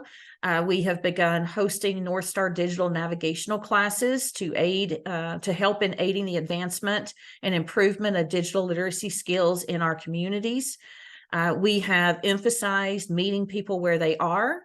And again, I heard that earlier as well. Sometimes folks just need to know how to use the mouse or where to plug the mouse in or what a port is. And we've also emphasized the cybersecurity awareness, again, like folks we've heard from already. We know that folks, our community members, are concerned about if they click on the wrong thing or if they give up the wrong information. So we have emphasized and made certain that that is part of the conversation in those classes.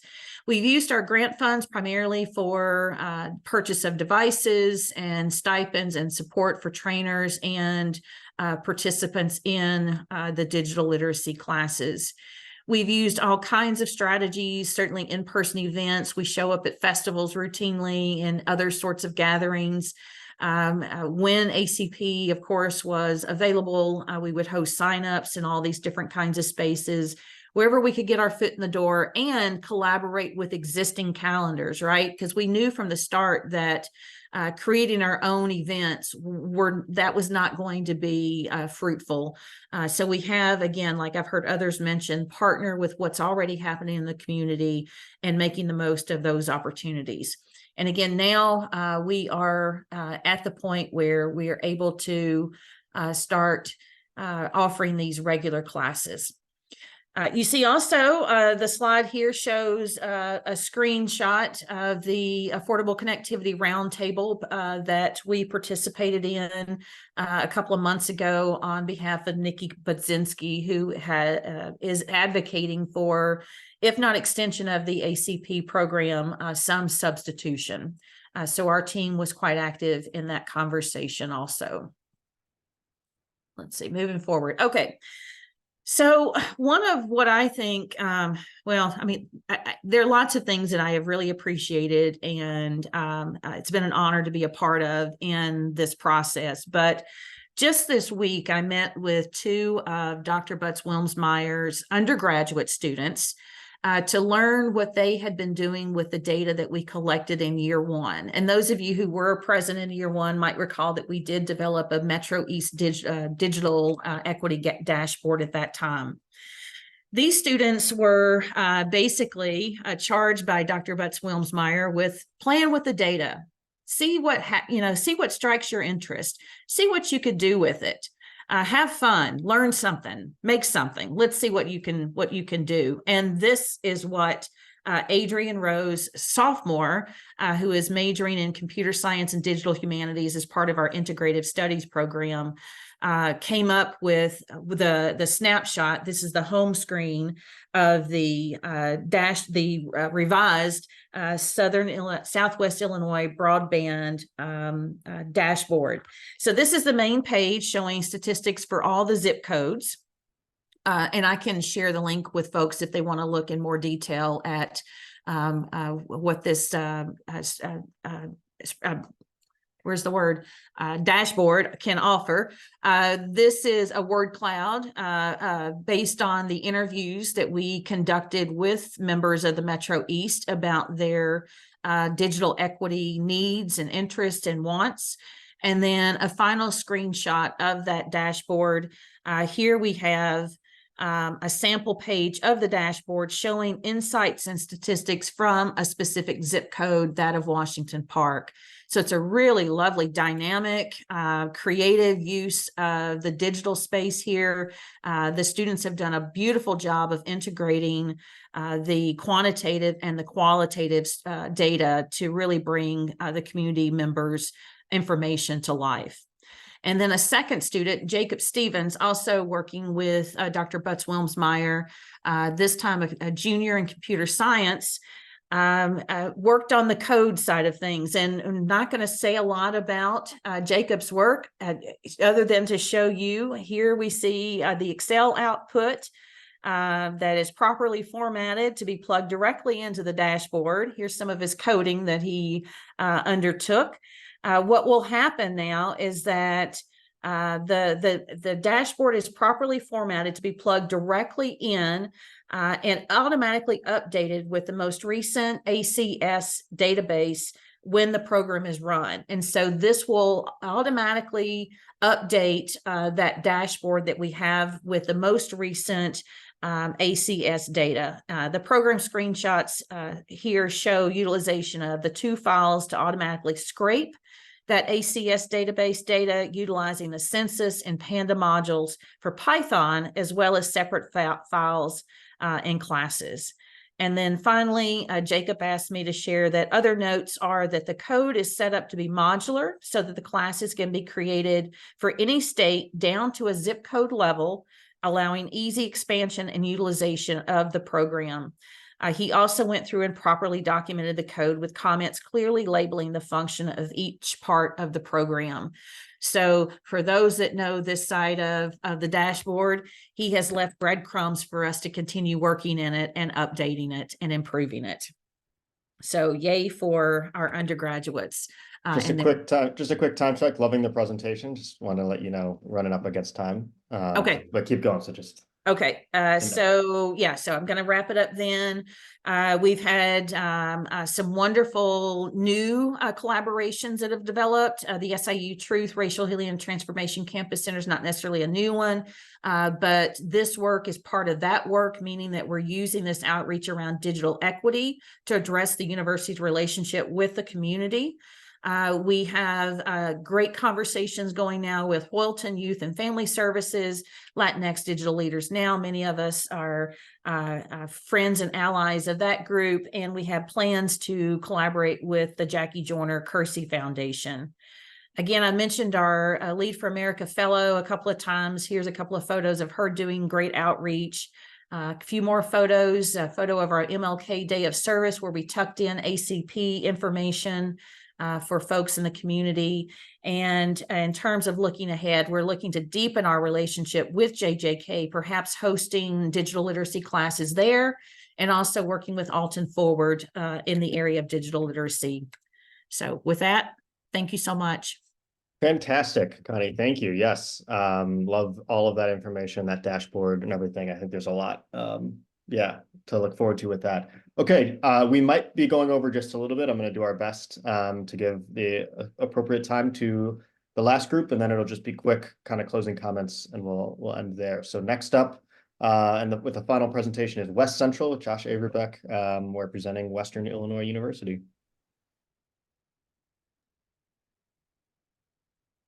All right, there we go. Just had to make sure I unmuted myself. All right, so I'll try to be short and sweet. I know we're up against the time. So the team is myself. I'm in the Department of Communication. Chris Merritt, who's the Dean for Innovation and Economic Opportunity. He's also the Director of the Illinois Institute of Rural Affairs here at WIU. Dennis DeVolder is the Director of the School of Computer Sciences, and this is our graduate student, Jessica, and Vicki Becker is our Digital Navigator Fellow. So a little bit about our region. There's about 214,000 residents, and we are over here in what I often refer to as the belly button of the state, if you think about the pot belly. And there's sort of a reputation of the state. There's this notion of being labeled as Forgotonia. So going back for decades, the idea was that all of the infrastructure things that happened in the state and the country would just miss West Central Illinois. And so if you follow the interstates, you will find that it does not tend to go in this direction. And that has trickled down to a lot of other areas. So other economic development opportunities tend to not come to this area. So broadband infrastructure is also very limited. And like a lot of you, the problems with rural communities, you have a declining population, declining economic base. And so I thought I would include the full shot of the state and kind of seeing the economic employment change in the state. And the lighter the color, the greater the loss of employment opportunities. There's a lot of light colors all over the state. There's plenty in our region as in a lot of your regions. So we are not unique in that regard, but we do have the one institution of higher learning. We have a couple of smaller schools in a couple of locations. We have Monmouth College, and we have Knox College up in Knox County, as well as Quincy University and a number of community colleges in the area. But I want to spend most of the time talking about what it is that we did. So obviously we had, when it made sense to do so, some ACP outreach events. And I have in brackets some links to the news stories that were produced about each of our activities. Whenever we did something, I made sure to shout it from the rooftops because even if people couldn't make it to our event and didn't understand what it was, if they could read the news about it and see what it was, then there might be more interest in the next opportunity. So we contacted every school district in the region who was covered by the USDA community eligibility program, so those that received free lunch programs, with the documentation they needed to be able to provide for ACP enrollment, and as well as walking through a number of people in order to do that. We set up a local ACP hotline in the social media lab here at WIU. So instead of calling the 1-800 number and hoping to get to talk to a person eventually, we had someone locally here who would take the time to talk to often elderly populations about what you're supposed to do and what does the button look like you're supposed to click on and things like that. Our LFA fellow Vicki has led 5 workshops, and she is now being part-time farmed out to another region due to some shifting in fellows. So I'm sure she'll have more activities over there as time goes on. We recently completed a digital access conference just last week in collaboration with Rails. That's the Reaching Across the Illinois Library System. I'll talk more about that just in a moment. But we spent a lot of our activities in working with libraries in the region for a number of reasons. One is that these are anchor institutions that are going to be across the region. Some of our counties have really well-established nonprofit organizations who are working in a number of capacities, and some don't. Some have an economic development coordinator who is specific for a specific location. One serves multiple counties, and so they only have so much they can do. So libraries made a lot of sense. Last year, our team started a Chromebook lending program, which provided 12 Chromebooks to libraries, and we included a 1-year LTE data plan for them. So patrons could check these Chromebooks out from the library, take them home, and they would have internet access available wherever they would go, regardless of what service they may have at home at that time. And this year we expanded that with 24 more Chromebooks with data plans that we provided to 6 new libraries in our region. We also provided 8 mini grants to libraries for digital access and equity projects. This included things like digitizing some materials that were only in-house, providing access to audiobooks and ebooks that they did not have the funds in order to provide. And we are currently working on an accessibility assessment of public websites, in particular the county seats of our 9-county region. People want to go and know how to contact people in their city government or their county government. And a lot of times the links don't work, or they don't load, or they don't understand what it is saying. And so we're using a couple of tools that have been used in a variety of studies to provide an assessment of the material on those pages so that anyone could access it, understand it, and use it. And starting with the government websites made the most sense for us. And the last thing I'll mention here is that we are still in the process of collecting data on the rationale or the issues people had with ACP enrollment. So a common talking point that people had was mistrust of government agencies, not surprisingly. We are collecting data on the things that made the enrollment process difficult and easy, as well as measuring their mistrust of government agencies. And so we're going to see to what extent that mistrust influenced some of those reasons for enrolling in the process. So as I mentioned, the specific example I wanted to really give you some details on is the conference that we held last week. It was a collaboration with Rails, and they were a fabulous partner to work with. We had libraries in the region were invited to come attend, and we had about 50 attendees attend the conference. And this little video will kind of show you some images of kind of what was happening going on there. But at that event, we recognized those that received our mini grants that were distributed. We recognized those that received the Chromebooks as well. And we had speakers from previous recipients of Chromebooks to talk about what their experience was and what the benefits of the Chromebooks were, and also to share some ideas, as well as networking among the libraries. A lot of times they're just trying to get through the day with the resources they have, and so this was a great time to network and bring them together. As well as we had speakers from our team, we had speakers from Rails and from the Office of Broadband to talk about digital equity opportunities for libraries in the area. And that was a really great experience, and I'm glad we were able to do that. And there seemed to be a lot of interest in continuing to do something like this in the future. Sort of next steps. After this accessibility assessment that we are doing, we are compiling the reports to provide them to each of the city governments to discuss some improvements that they can do to make sure that the material truly is accessible to the populations that they serve. We have been fortunate to talk to some colleagues on the WIU Quad Cities campus to get them plugged in so that there will be a team in the Northwest region of the state so that we can continue to do some work up there. As well as improving literacy and translating that to economic opportunities for people.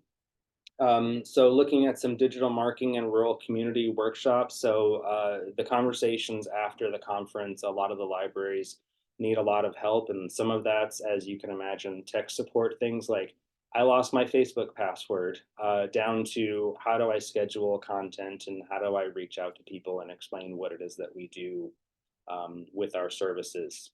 So a lot of improving literacy kinds of issues continue to come up. And the last thing that I'll be working on here is creating a social media guidebook for libraries. I created one for academic departments recently, and there was a lot of interest in just having resources be available that are useful to a lot of different populations. The last thing that I will sort of say, and I'm sure a lot of you probably experienced this, is that the conversations that I had were less about how can I help you with these specific things, as much as it was, here's what it is that I'm even talking about. So trying to translate and making clear what digital equity and access and literacy means to the population in order to figure out what their needs are in order to provide those next steps. So this year was a lot of learning what it is that people need and what they understand before we can actually meet those needs. So the next year and the next steps are going to be about meeting the needs that we finally understand. That is it. Fantastic. Great stuff by everybody. Thank you everybody for staying on and for your attention. If you need to jump, I'm just gonna kind of do a final reminder of announcements. If I can find the PowerPoint presentation. Here we go. Really quickly. So can people see my screen? Great. So for the next steps for the READY program, I'm just gonna encourage all teams to just send me their final presentations in their Word document. We're just gonna kind of be taking a look at them and hopefully putting them on the website. And then the next meeting in May will really just be an open conversation, a debrief, what we can all kind of work together on and improve for next year. Please stay in touch. I encourage everyone to submit the intake form that's on there, bit.ly/IOB partner or bit.ly/IOB partner, and our newsletters. Another reminder about the summit happening in May. I would love to see all of you there to connect in person and have you kind of also get intertwined with other things going on across the state. Another shout out around the application window for digital navigators is open. You can email Anita Lee for that. And then if you are designing programs and want to kind of hear from experts and get a guidebook and everything, I highly encourage you to check out that link. It's happening next Wednesday at the University of Illinois Springfield. So I am planning to be in attendance, and I think it would be a really great time. I also just wanted to, in my flurry of public speaking anxiety, did not also shout out some people that I just wanted to extend gratitude to. So our amazing fellows, the Illini Science Policy Fellows, Dora, Kong, Kushal, you have used a lot of their tools with the dashboards or seen them around in other Illinois broadband programming. They've been a huge help, as well as some of the administrators to make this Broadband Ready program a reality. Kyle Harfs and Jeanette Tamayo with the Illinois Broadband Lab and Illinois Innovation Network, as well as Matt Schmidt, the director of the Illinois Office of Broadband. That's all for now. I'm going to stop the recording. Once again, thank everybody here for your presentations and times. This is definitely not the end, but more of the beginning of more conversations and how we can kind of work together in the future. And then I'm going to stay on. I'll stop the recording and stay on in case anyone has any thoughts or comments or open discussions. But that's all for today. Thank you, everybody.